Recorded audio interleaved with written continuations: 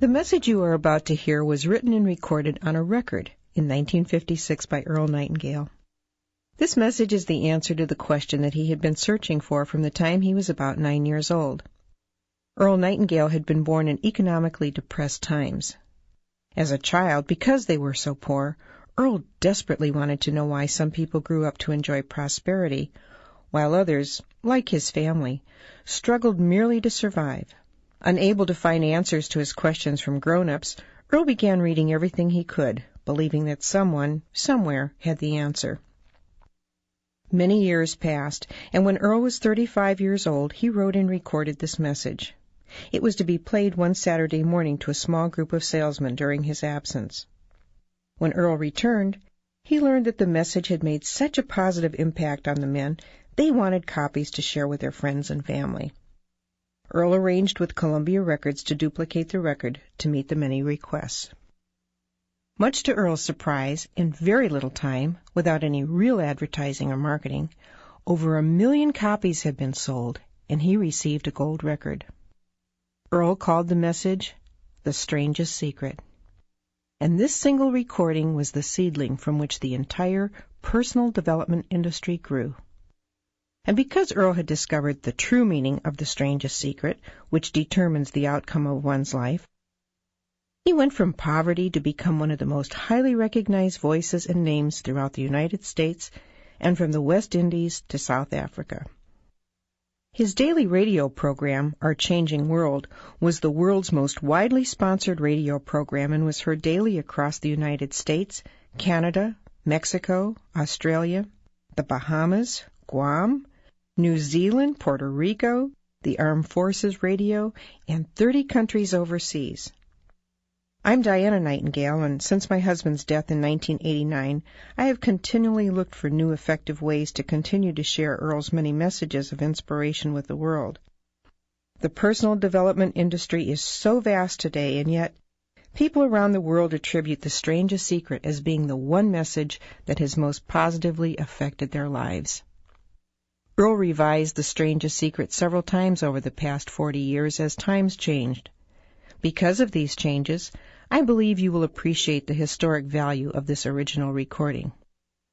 As you listen, you will notice how the statistics reflect those of the mid-1950s. You'll also hear Earl mention the other side of the record. But 40 years later, the message is as true and valuable as it was then. Now I invite you to sit back, relax, and enjoy the original, The Strangest Secret, by Earl Nightingale.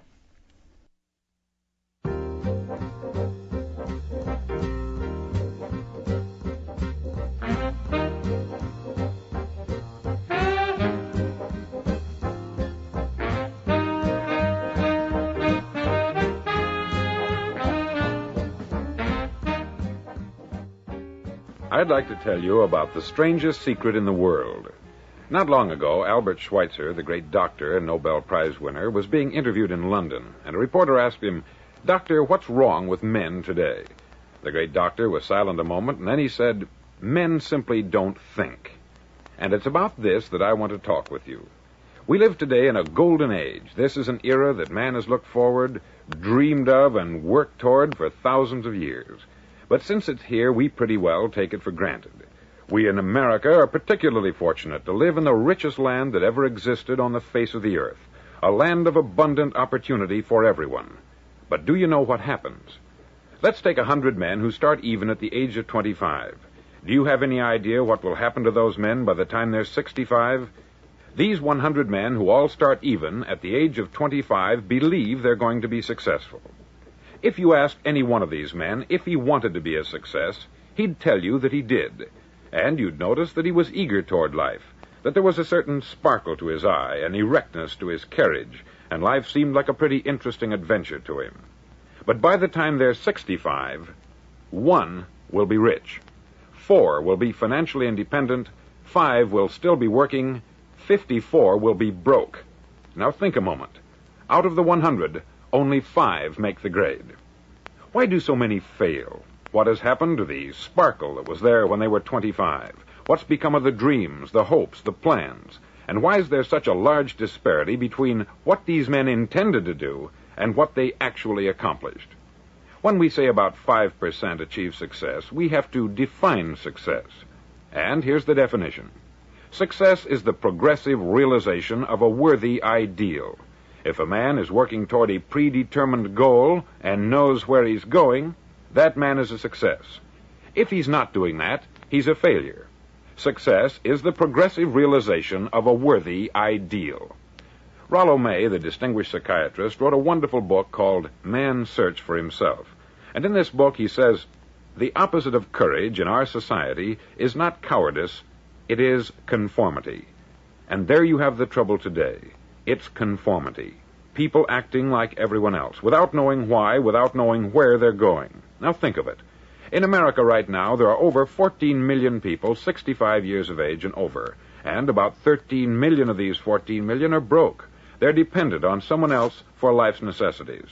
Now, we learn to read by the time we're 7. We learn to make a living by the time we're 25. Usually, by that time, we're not only making a living, we're supporting a family. And yet, by the time we're 65, we haven't learned how to become financially independent in the richest land that has ever been known. Why? We conform. And the trouble is that we're acting like the wrong percentage group, the 95% who don't succeed. Now, why do these people conform? Well, they don't know, really. These people believe that their lives are shaped by circumstances, by things that happen to them, by exterior forces. They're outer-directed people. A survey was made one time that covered a lot of men, working men, and these men were asked this question. Why do you work? Why do you get up in the morning? 19 out of 20 had no idea. If you ask them, they'll say, everyone goes to work in the morning. And that's the reason they do it, because everyone else is doing it. Now let's get back to our definition of success. Who succeeds? The only man who succeeds is the man who is progressively realizing a worthy ideal. He's the man who says, I'm going to become this, and then begins to work toward that goal. I'll tell you who the successful people are.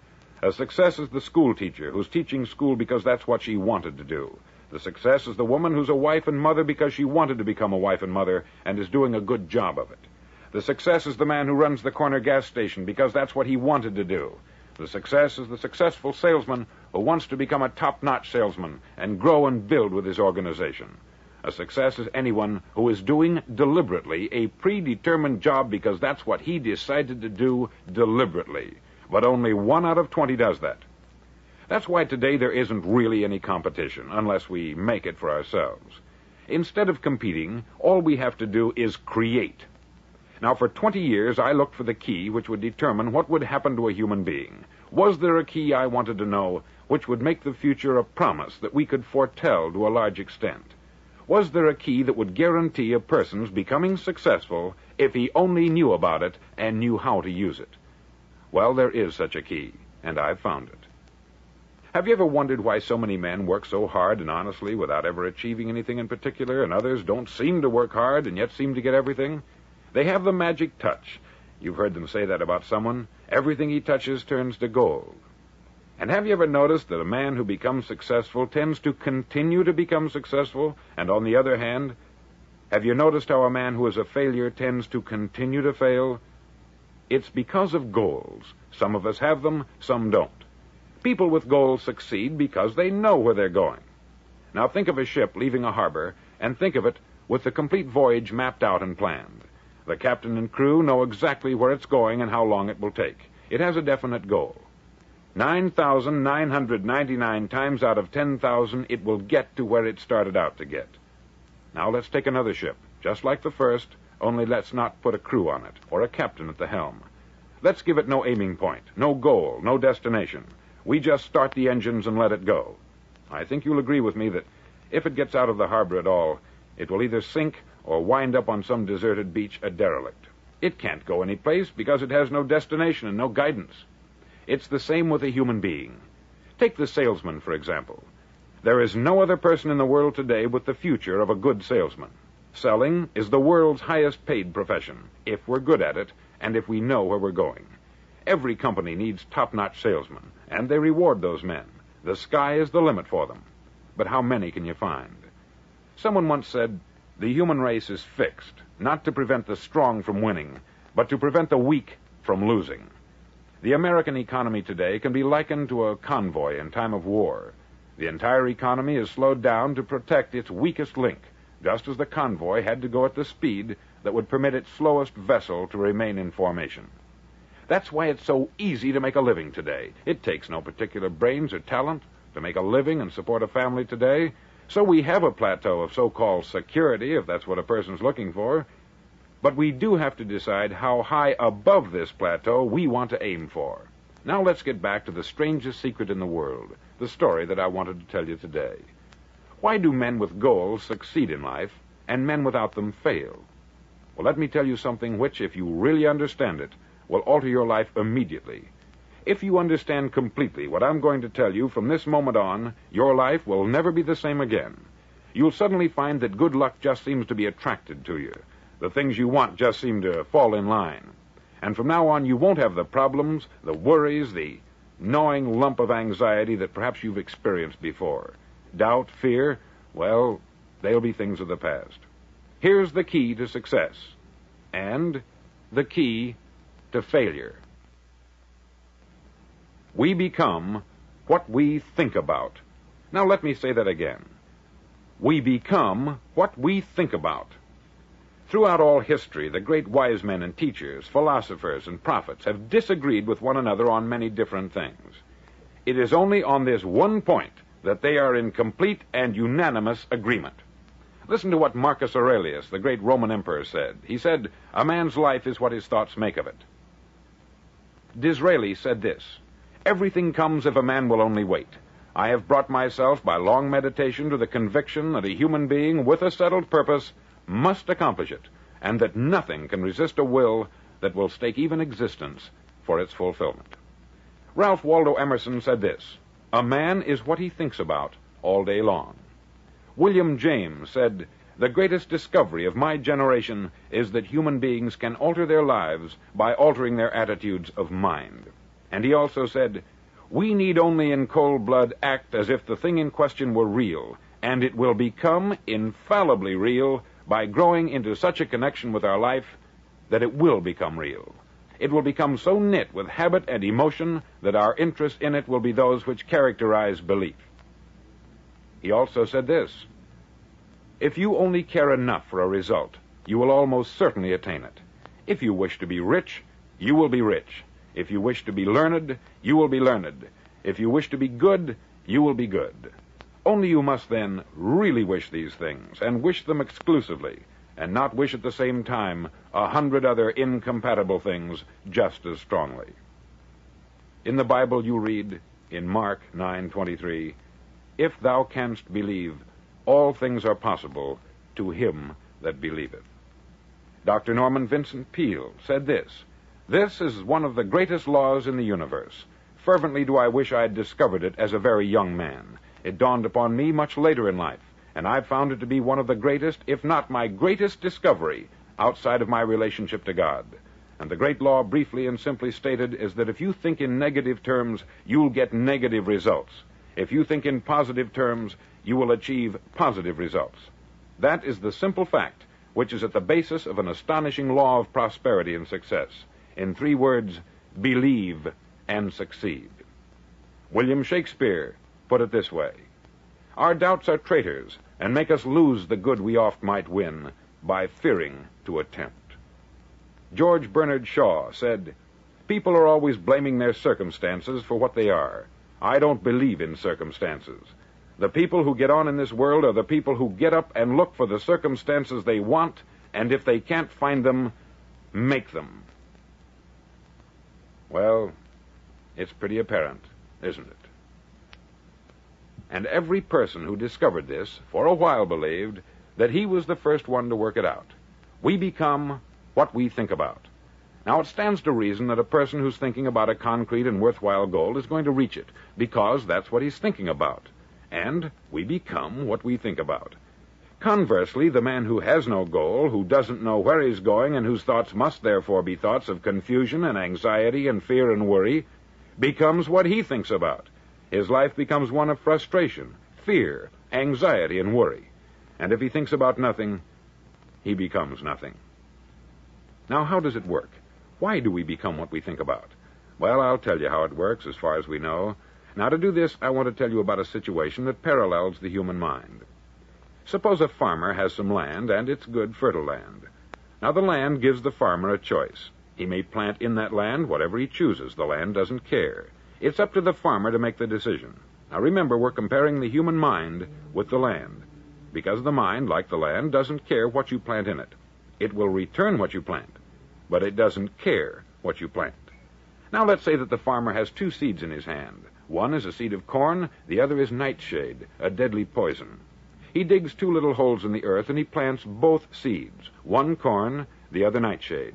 He covers up the holes, waters, and takes care of the land, and what will happen?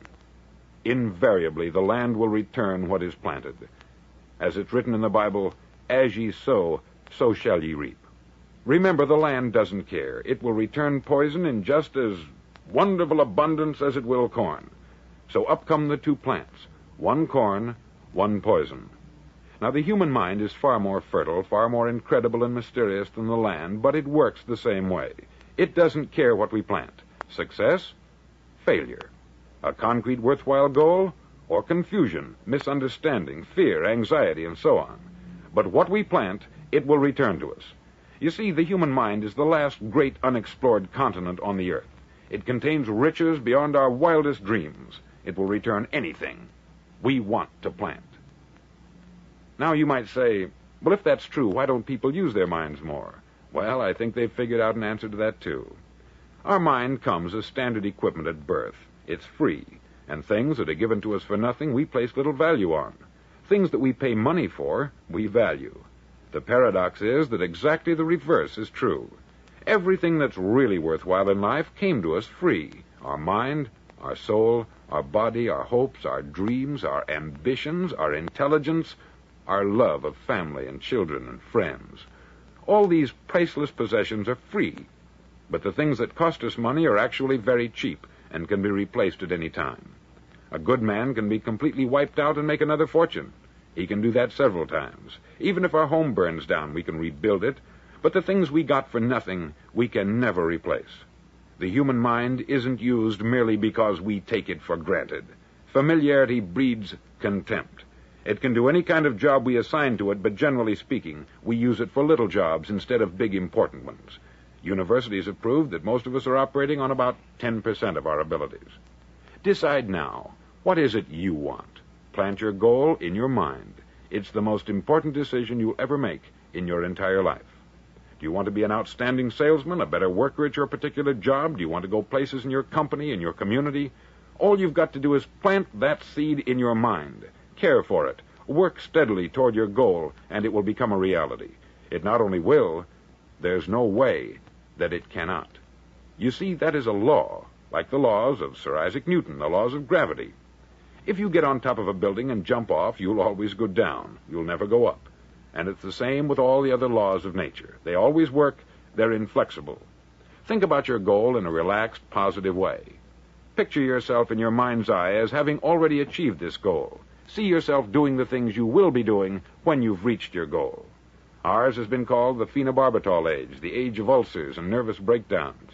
At a time when medical research has raised us to a new plateau of good health and longevity, far too many of us worry ourselves into an early grave trying to cope with things in our own little personal ways, without learning a few great laws that will take care of everything for us. These things we bring on ourselves through our habitual way of thinking. Every one of us is the sum total of his own thoughts. He is where he is because that is exactly where he really wants to be, whether he'll admit that or not. Each of us must live off the fruit of his thoughts in the future, because what you think today and tomorrow, next month and next year, will mold your life and determine your future. You're guided by your mind. I remember one time I was driving through Arizona, and I saw one of those giant earth-moving machines roaring along the road at about 35 miles an hour with what looked like 20 tons of dirt in it, a tremendous, incredible machine, and there was a little man perched way up on top with the wheel in his hands guiding it. And as I drove along, I was struck by the similarity of that machine to the human mind. Just suppose you're sitting at the controls of such a vast source of energy. Are you going to sit back and fold your arms and let it run itself into a ditch? Or are you going to keep both hands firmly on the wheel and control and direct this power to a specific, worthwhile purpose. It's up to you. You're in the driver's seat. You see, the very law that gives us success is a two-edged sword. We must control our thinking. The same rule that can lead a man to a life of success, wealth, happiness, and all the things he's ever dreamed of for himself and his family, that very same law can lead him into the gutter. It's all in how he uses it, for good or for bad. This is the strangest secret in the world. Now, why do I say it's strange, and why do I call it a secret? Actually, it isn't a secret at all. It was first promulgated by some of the earliest wise men, and it appears again and again throughout the Bible. But very few people have learned it, understand it. That's why it's strange, and why, for some equally strange reason, it virtually remains a secret. I believe that you could go out and walk down the main street of your town and ask one man after another what the secret of success is, and you probably wouldn't run into one man in a month who could tell you. Now, this information is enormously valuable to us if we really understand it and apply it. It's valuable to us not only for our own lives, but the lives of those around us, our family, employees, associates, and friends. Life should be an exciting adventure. It should never be a bore. A man should live fully, be alive. He should be glad to get out of bed in the morning. He should be doing a job he likes to do because he does it well.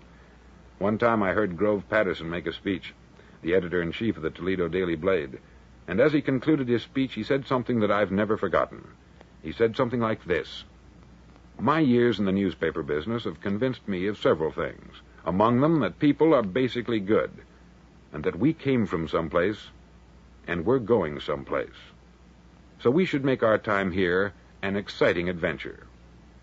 The architect of the universe didn't build a stairway leading nowhere." And the greatest teacher of all, the carpenter from the plains of Galilee, gave us the secret time and time again. As ye believe, so shall it be done unto you.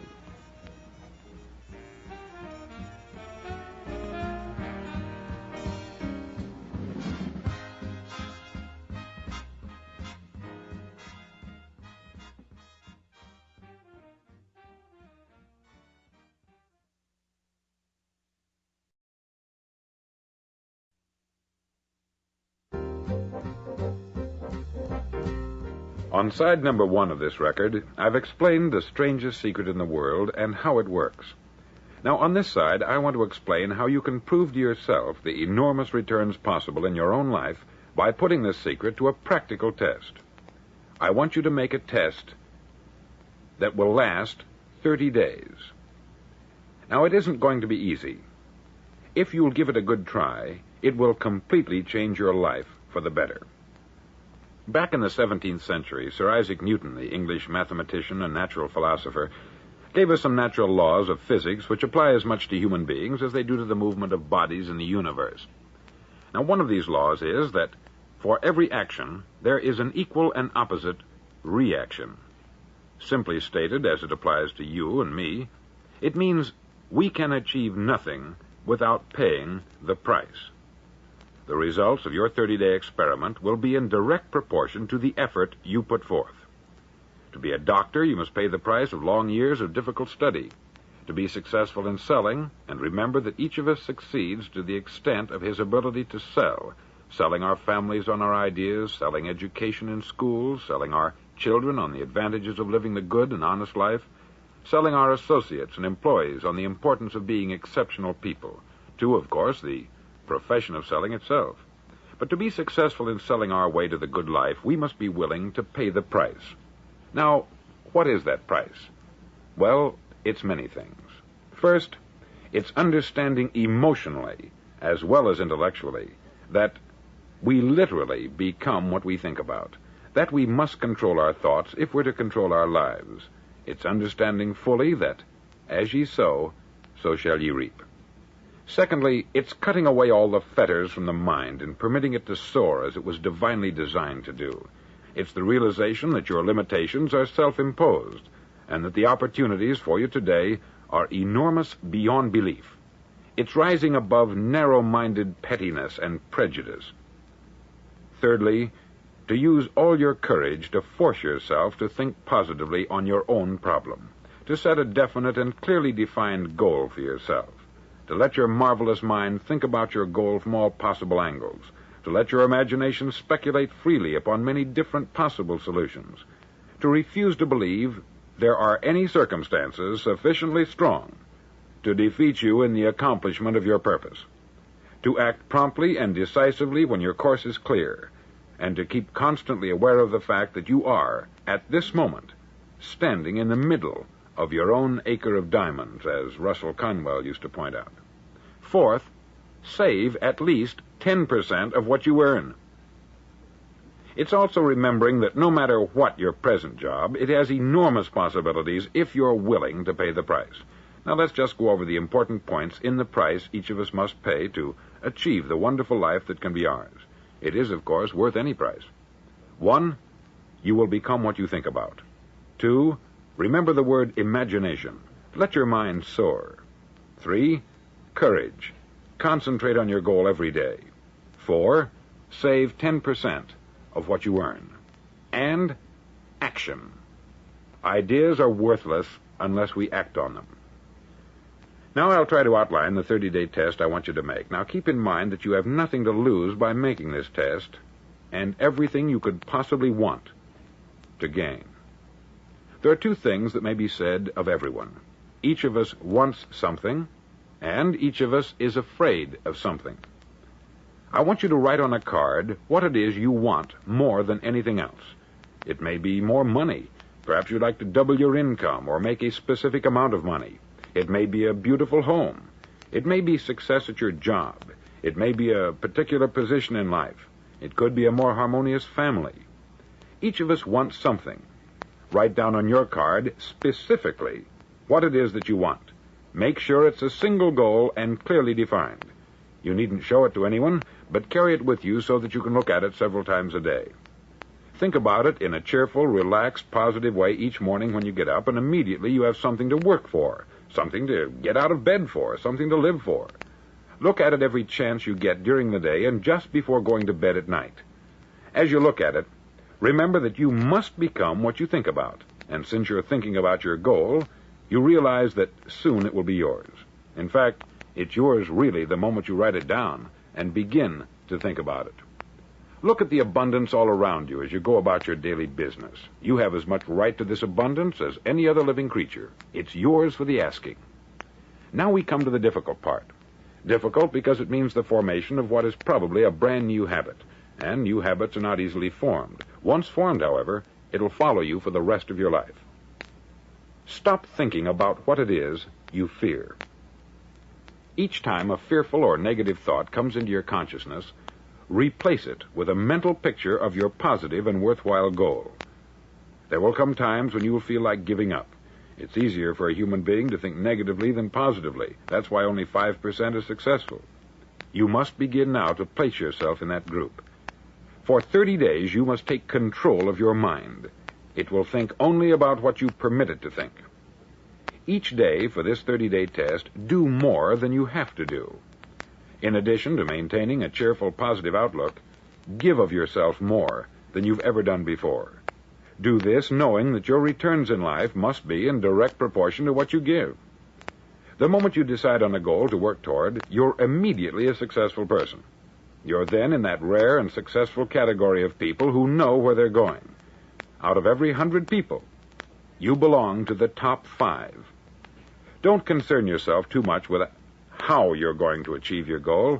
Leave that completely to a power greater than yourself. All you have to do is know where you're going. The answers will come to you of their own accord. Remember these words from the Sermon on the Mount, and remember them well. Keep them constantly before you this month of your test. Ask, and it shall be given you. Seek, and ye shall find. Knock, and it shall be opened unto you. For every one that asketh receiveth, and he that seeketh findeth, and to him that knocketh it shall be opened. It's as marvelous and as simple as that. In fact, it's so simple, that in our seemingly complicated world it's difficult for an adult to understand that all he needs is a purpose and faith. For 30 days, do your best. If you're a salesman, go at it as you've never done before, not in hectic fashion, but with the calm, cheerful assurance that time well spent will give you the abundance in return you deserve and want. If you're a homemaker, devote your 30-day test to complete giving of yourself without thinking about receiving anything in return, and you will be amazed at the difference it makes in your life. No matter what your job, do it as you've never done it before for 30 days. And if you've kept your goal before you every day, you'll wonder and marvel at this new life you've found. Dorothea Brand, outstanding editor and writer, discovered it for herself and tells about it in her fine book, Wake Up and Live. Her entire philosophy is reduced to the words, act as though it were impossible to fail. She made her own test with sincerity and faith, and her entire life was changed to one of overwhelming success. Now you make your test for 30 full days. Don't start your test until you've made up your mind to stick with it. You see, by being persistent, you're demonstrating faith. Persistence is simply another word for faith. If you didn't have faith, you would never persist. If you should fail during your first 30 days, by that I mean suddenly find yourself overwhelmed by negative thoughts, you've got to start over again from that point and go 30 more days. Gradually, your new habit will form until you find yourself one of that wonderful minority to whom virtually nothing is impossible. Don't forget the card. It's vitally important as you begin this new way of living. On one side of the card, write your goal, whatever it may be. On the other side, write the words we've quoted from the Sermon on the Mount. Ask, and it shall be given you. Seek, and ye shall find. Knock, and it shall be opened unto you. In your spare time during your test period, read books that will help you. Inspirational books like the Bible, Dorothea Brand's Wake Up and Live, The Magic of Believing by Claude Bristol, Think and Grow Rich by Napoleon Hill, and other books that instruct and inspire. Nothing great was ever accomplished without inspiration. See that during these crucial first 30 days, your own inspiration is kept at a peak. Above all, don't worry. Worry brings fear, and fear is crippling. The only thing that can cause you to worry during your test is trying to do it all yourself. Know that all you have to do is hold your goal before you. Everything else will take care of itself. Remember also to keep calm and cheerful. Calm and cheerful. Don't let petty things annoy you and get you off course. Now, since making this test is difficult, some may say, well, why should I bother? Well, look at the alternative. No one wants to be a failure. No one really wants to be a mediocre individual. No one wants a life constantly filled with worry, fear, and frustration. Therefore, remember that you must reap that which you sow. If you sow negative thoughts, your life will be filled with negative things. If you sow positive thoughts, your life will be cheerful, successful, and positive. Now, gradually, you will have a tendency to forget what you've heard on this record. Play it often. Keep reminding yourself of what you must do to form this new habit. Gather your whole family about and listen to what's been said here at regular intervals. You know, most men will tell you that they want to make money without understanding the law. The only people who make money work in the mint. The rest of us must earn money. This is what causes those who keep looking for something for nothing or a free ride to fail in life. The only way to earn money is by providing people with services or products which are needed and useful. We exchange our product or service for the other man's money. Therefore, the law is that our financial return will be in direct proportion to our service. Success is not the result of making money. Making money is the result of success. And success is in direct proportion to our service. Most people have this law backwards. They believe that you're successful if you earn a lot of money. The truth is that you can only earn money after you're successful. It's like the story of the man who sat in front of the stove and said to it, "Give me heat, and then I'll add the wood." How many men and women do you know, or do you suppose there are today, who take the same attitude toward life? There are millions. We've got to put the fuel in before we can expect heat. Likewise, we've got to be of service first before we can expect money. Don't concern yourself with the money. Be of service. Build, work, dream, create. Do this, and you'll find there's no limit to the prosperity and abundance that will come to you. Prosperity is founded upon a law of mutual exchange. Any person who contributes to prosperity must prosper in turn himself. Sometimes the return will not come from those you serve, but it must come to you from someplace, for that is the law. For every action, there is an equal and opposite reaction. As you go daily through your 30-day test period, remember that your success will always be measured by the quality and quantity of service you render, and money is a yardstick for measuring this service. No man can get rich himself unless he enriches others. There are no exceptions to a law. You can drive down any street in America and from your car estimate the service that's being rendered by the people living on that street. Had you ever thought of this yardstick before? It's interesting. Some, like ministers and priests and other devoted people, measure their returns in the realm of the spiritual, but again, their returns are equal to their service. Once this law is fully understood, any thinking person can tell his own fortune. If he wants more, he must be of more service to those from whom he receives his return. If he wants less, he has only to reduce this service. This is the price you must pay for what you want.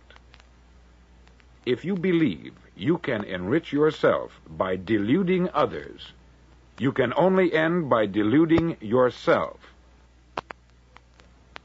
Just as surely as you breathe, you'll get back what you put out. Don't ever make the mistake of thinking you can avert this. It's impossible. The prisons and the streets where the lonely walk are filled with people who tried to make new laws just for themselves. We may avoid the laws of man, but there are greater laws that cannot be broken. An outstanding medical doctor recently pointed out 6 steps that will help you realize success. 1, set yourself a definite goal. 2, quit running yourself down. 3, stop thinking of all the reasons why you cannot be successful, and instead think of all the reasons why you can. 4, trace your attitudes back through your childhood and try to discover where you first got the idea you couldn't be a success, if that's the way you've been thinking. 5, change the image you have of yourself by writing out a description of the person you would like to be. And 6, act the part of the successful person you have decided to become. The doctor who wrote those words is a noted West Coast psychiatrist, David Harold Fink, M.D. Do what all the experts since the dawn of recorded history have told you you must do. Pay the price by becoming the person you want to become. It's not nearly as difficult as living unsuccessfully. Make your 30-day test. Then repeat it. Then repeat it again. Each time it will become more a part of you until you'll wonder how you could ever have lived any other way. Live this new way, and the floodgates of abundance will open and pour over you more riches than you may have dreamed existed. Money? Yes, lots of it. But what's more important, you'll have peace. You'll be in that wonderful minority who lead calm, cheerful, successful lives. Start today. You have nothing to lose, but you have a life to win.